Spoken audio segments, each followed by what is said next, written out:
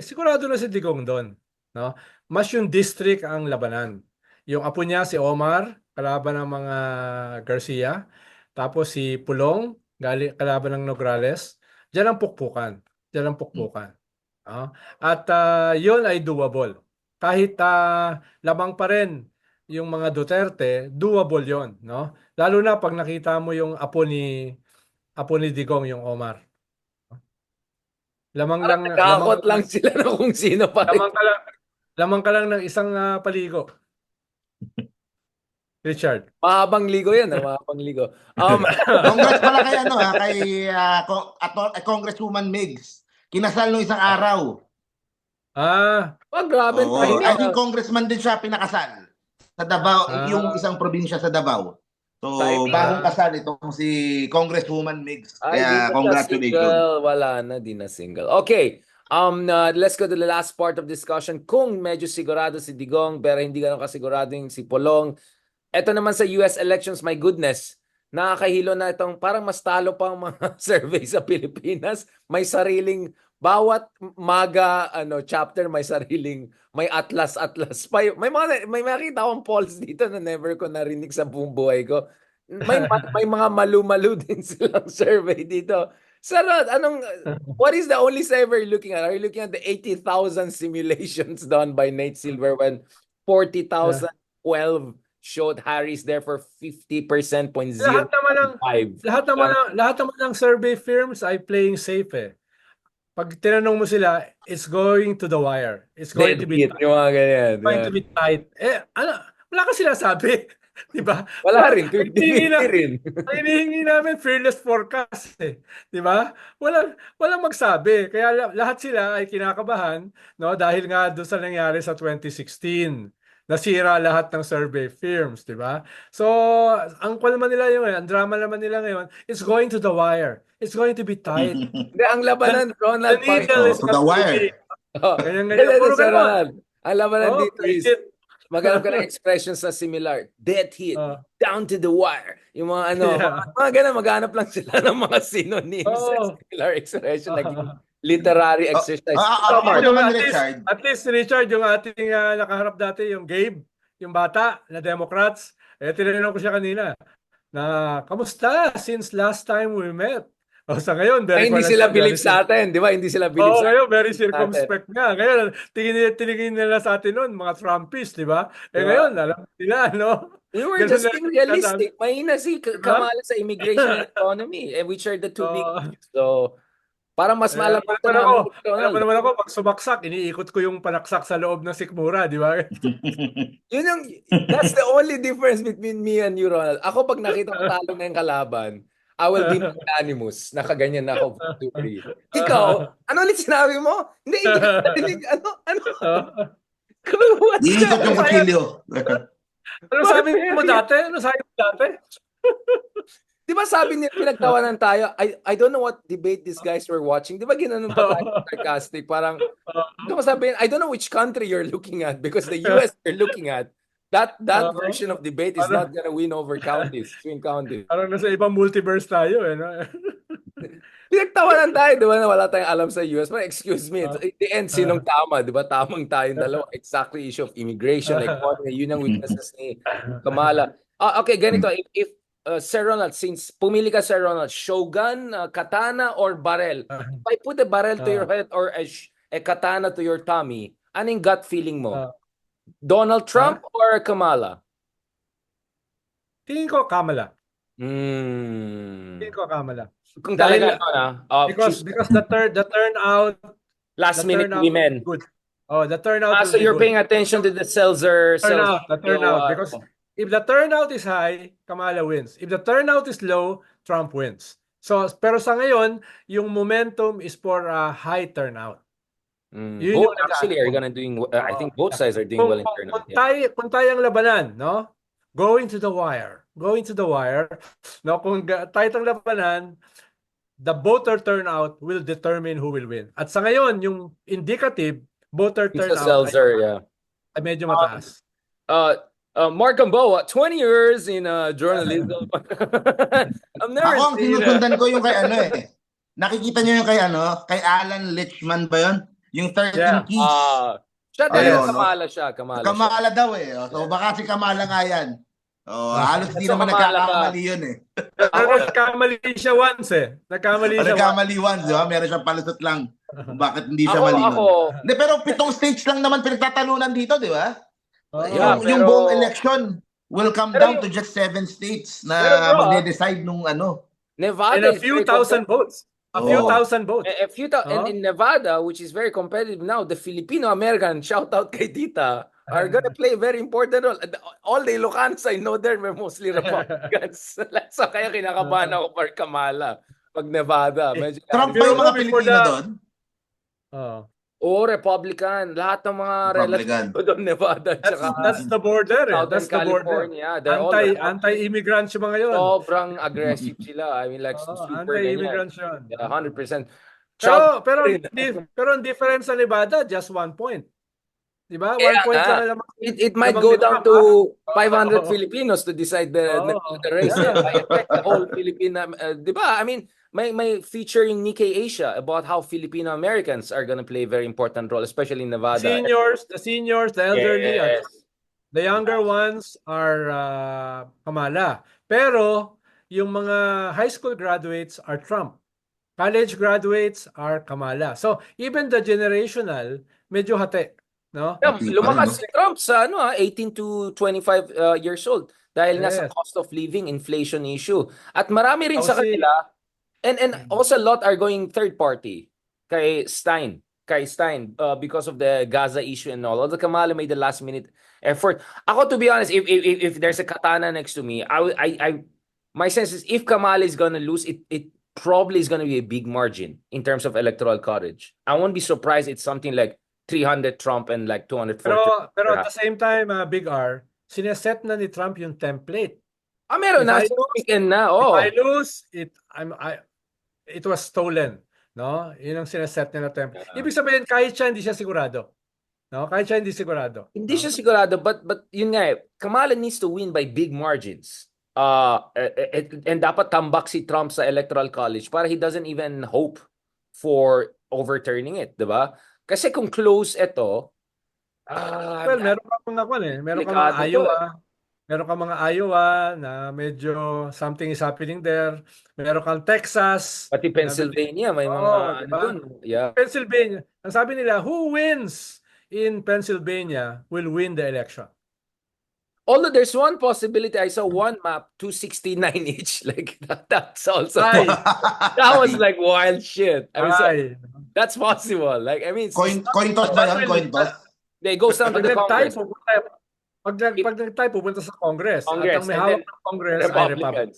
Yeah, gulo na yan. Now, civil war na yan. Okay. Refer, tanong ko lang, Please. ano magiging epekto kapag either one wins pagdating sa China and sa Philippines? Ayan, si Ronald, awayin niya na ako. Sabihin ko, mabilisan na. Ako naman, of course, it's easy to say on a bilateral level, panalo tayo either way because Harris is a commodity. We know she came here, fantastic. Trump will be even more China. Ang mahirap kasi sabihin dito is, if magkakalat si Trump in other regions, let's say gets into war in the Middle East, right? Or he gets the Ukraine peace wrong, baka mabog down lalo pang US, hindi na siya makaka-compete kay China. In fact, my biggest worry is that he might support a Netanyahu all-out regional war. So I won't be surprised by that possibility. Although Trump is also saying he wants to end Ukraine war and Gaza war immediately once he comes into power. So big gamble si Trump, while Kamala is pretty much a known commodity. But Ronald, tell me if I'm too crazy with this. The reality is we live in a misogynist world. Especially if you talk about the Putins and the Xi Jinpings and all, I don't think, let's be honest, Sir Ronald, diba? So I think while you can argue that Kamala is a reasonable, rational, multilateral, whatever, I think there's also something to this argument na mas siseryosoin ng mga superpowers someone like Trump, but not necessarily Trump, but the people Trump will bring, all of these hardline, hawkish Republicans. So medyo debatable talaga siya, Mark. Medyo debatable siya. But Isang problema kasi yun ang isang problema ni Kamala, wala siyang defining moments. Attack siya, hindi no? pa siya, untested quality siya, no? Pero ang problema kasi ni Trump, no, ay kung united yung Republican Party, clearly panalo na si Trump. Pero dahil meron kang mga rebels within the Republican Party, ay hindi siya nakakasigurado. Pero may rebel din May, ang may kabila, tumatrabaho. tingnan Oh. mo, si RFK Jr., dating Democrat yan. Pero matagal na nilang hindi binibilang yun eh. He Sa gave RFK, dati pa, no? 45% to Trump. Oh, dati pa nilang hindi binibilang yun eh, sa Democrats. It's a crazy guy, no? Pero ito kasi, hindi lang to usapin ng Cheney eh. No? Usapin ito ng mga, ang tingin nila, Trump will be bad for the world. Trump will be bad for the military-industrial complex. No? Trump, You're talking about 32 of his former cabinet members, including yes. Trump will, defense oh yeah. ministers and all. Yeah. No, Trump will lose Europe. And it will weaken America in the international stage, no? So yun yung problema pero kung solid yung Republican, eh pupusta ako for Trump. Pupusta ako for Trump, no? Ako, last point lang, Mark and Ronald, this is another gut feeling thing. Do you think gugulo ang US ng big time this time? I mean, yun, sigurado yun. we have been hearing this Civil War #2 for a long Yun, time. pupusta ako ron. Oh, Parang malaking oh. chance no na maggugulo ito ng big time, no? Sobrang Especially malaking kung chance. matalo si Trump. And Yung then close Democrats, ka. medyo magbobok yan eh. Magagalit yan, magreklamo yan, no? Will make some noise here and there, but overall, you can imagine where it's gonna go, di ba? Pero carriers in the streets, may mga checkpoints all over the place. They mobilize the National Guard. Ngayon lang nangyari yan. Yeah, yun nga yung I naisip mean, ko eh. they're really preparing for the worst. No? Mark, did you watch by the way yung Civil War, yung latest version ng Civil War na para may Hindi Trump? pa, hindi pa. Grabe. Napanood ko yung luma May sa scene dyan na HBO. sobrang nakakatakot doon. Yung second Civil War. Sobrang nakakatakot. I mean, suddenly you watch it's like, woo. Pero panoorin nyo yung The Diplomat. Oh yeah, yung season 2. Yeah, oh. Ang dami maganda eh. Penguin. Ang ganda ng Penguin ngayon. Si Colin Farrell. At saka ang ganda ng Silo 2. Season 2. Ang dami maganda ngayon eh. House of the Owl sa Disney Channel. Yeah. No? Ako yung About Agatha. creators. Ang dami MCU. maganda ngayon. May Dune pa. May Dune series sa HBO also November. So wow, this is gonna be Saka yung crazy. The Old Man. The Old Man sa Disney Channel. Si Beau Bridges. Let me check The Old Man. Okay. So habang wala pang Shogun Season 2, yun ang mga panoorin natin. Hintayin natin ang Shogun Season 2. Ikaw, Mark, anong gut feeling mo? Do you think... Wala, tapos na yung Shogun. may Season 2 pa yan. Tapos na yung Shogun. Tapos na May yung... Season 2 pa yan. Finished. No, Tapos na yun. One Wala, season tapos na si Toranaga. Panalo na siya. Siya na yung Shogun.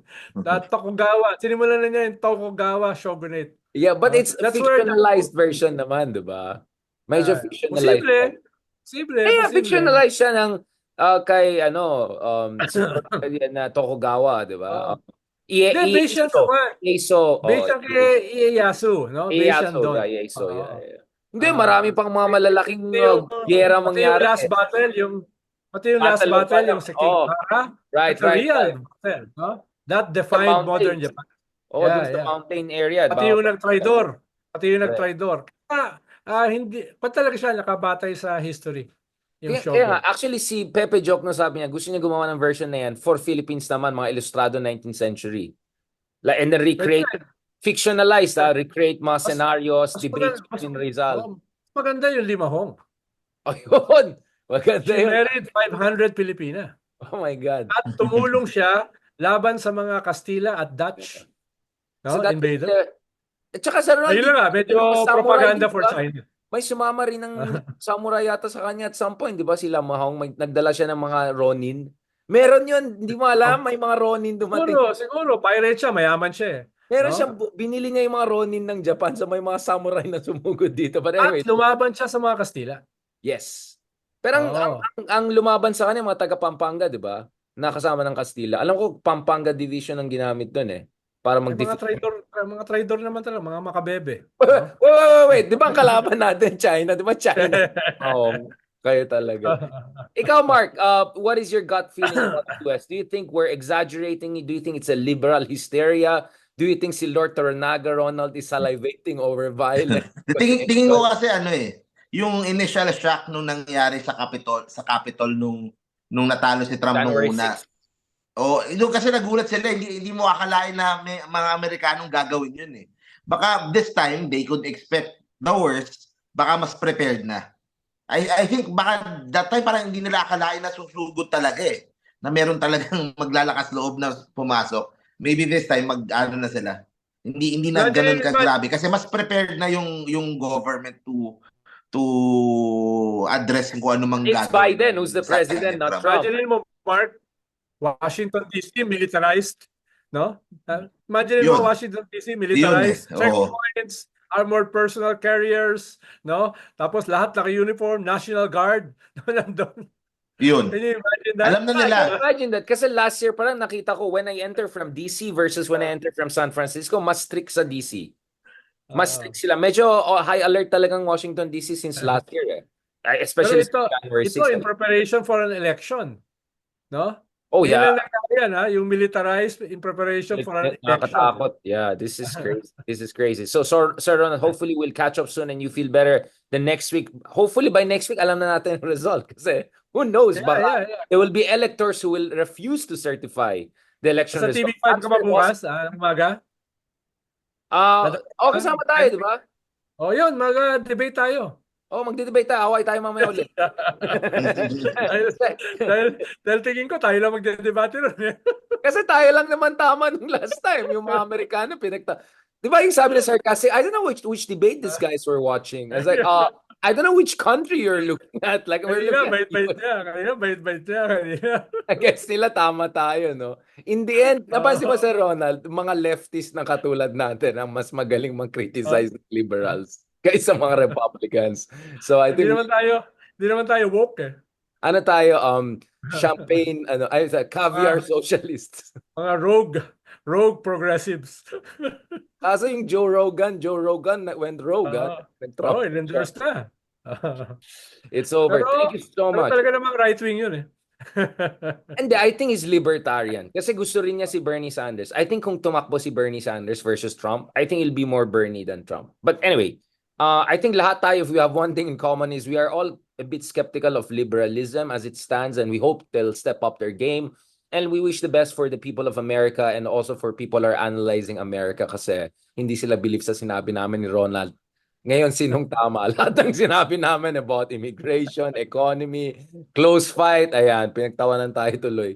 Papanik tuloy sila ngayon. Oo, panik mo. But again, we're not being, and by the way, just to be clear, I have a theory why Kamala is not 100% kasi my sense is dahil background niya is prosecutor, concerned siya na if she shows that side, the more it will turn an African-American male na who are so ginagamit kasi laban sa kanya back in the day. Tsaka kaya nga hindi yung presidential effort niya bumaksak ng 2020 dahil sa Black Lives Matter and all of that. So my sense is she had to kind of put that side in the back burner, that prosecutor, confrontational side. And because Biden yung boss niya, so she had to. So it's very possible that if she wins, we might see a more assertive version of Kamala Harris. The same way that we saw a very mabait BBM after election. So we might Kung see sakaling some matatalo changes. siya, it will be because of garbage. Ayun lang si Biden. But kung sakaling manalo siya, it will be because of the Puerto Rico jokes. Yeah. Kill Tony. Thank you very much. Sir Mark, may update pa sa Senate race mo, by the way. May mga nagtatanong. Kamusta natin dyan? Ay, basta tuloy-tuloy lang yung ano natin. Tuloy-tuloy lang sabihin yung... mo namin yung launching Mag-iikot mo, na ako ha? this month eh. Launching mo bitahin mo kami Sabayan mo Sige. na. At saka yung pag nahanap mo na yung kalaban, kriminal, mayroon kang ganyan. Paalam sa amin ni Ronald, baka may ideas. Wag manifesto. Wag manifesto. Workers of the world unite. Wag Salamat guys. Salamat Sir Ronald. Okay. Anyways, everyone has been praying for you, Sir Ronald. I'm glad to know you're slightly better, but again, please continue to pray for Ronald. Praying for me to die? No, pray for you to be mabait. To be mabait. Clarify ko lang. I have more enemies than friends. Yun lang. We're balancing the scale, Sir Ronald. Pero for sure kung manalo si Kamala, daming galit sa'yo sa US. Di ka bibigyan ng visa. Daming galit sa'yo. Tapos sinabi mo pa garbage yung kabila. Wala talaga si Ronald. Off limit ka na. So Mark, thank you very much and good luck sa catchphrase, bumper sticker, journey mo. Looking forward, Senator Mark Gamboa. Okay, good night. Sir, ano number mo? 26? Wala pong final eh. Wala pang final. Basta yung bago si Bongo. Yun. Yun. Pak ni Bongo. Okay. Oo. That helps. That helps. Thank you very Oo. much.